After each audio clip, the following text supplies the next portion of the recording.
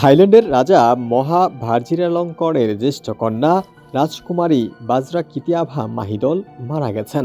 ২০২২ সালের ডিসেম্বরে অসুস্থ হয়ে হাসপাতালে ভর্তি হওয়ার পর থেকে তিনি কোমায় ছিলেন।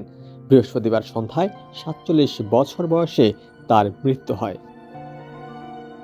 শুক্রবার থাইল্যান্ডের bureau of the royal household এক বিবৃতিতে এ তথ্য জানিয়েছে। এতে বলা হয়, রাজকুমারী পেটের সংক্রমণে ভুগছিলেন এবং ক্রমাগত তার শারীরিক অবস্থার অবনতি হচ্ছিল। রাজ পরিবারের সদস্য ও সাধারণ মানুষের শ্রদ্ধা নিবেদনের জন্য তার মরদেহ ব্যাংককের গ্র্যান্ড প্যালেসে রাখা হবে। রাজপরিবারের রীতি অনুযায়ী সর্বোচ্চ মর্যাদায় তার শেষকৃত্য সম্পন্ন করা হবে।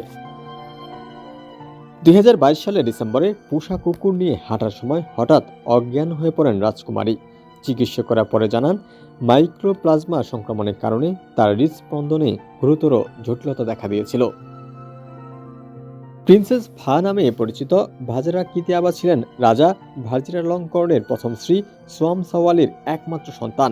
গত মে মাসে তার শারীরিক অবস্থার আরও অবনতি হয়। ফুসফুস ও কিডনির কার্যক্রম সচল রাখতে তাকে চিকিৎসা সরঞ্জামের সহায়তায় রাখা হয়েছিল।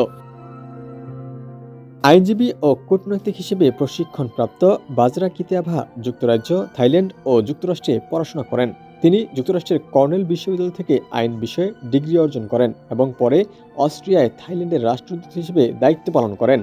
তিনি জাতিসংঘের বিভিন্ন দায়িত্বেও ছিলেন এবং নারীর অধিকার, বিশেষ করে কারাগারে থাকা নারীদের কল্যাণে কাজের জন্য পরিচিত ছিলেন। থাইল্যান্ডের রাজ পরিবার অত্যন্ত মর্যাদাপূর্ণ প্রতিষ্ঠান হিসেবে বিবেচিত। রাজকুমারী বাজরা কিতিয়াভা দীর্ঘদিন বিভিন্ন রাষ্ট্রীয় ও আনুষ্ঠানিক দায়িত্ব পালন করেছেন। তার মৃত্যুতে দেশটিতে শোকের ছায়া নেমে এসেছে। ডেস্ক রিপোর্ট, সমকাল।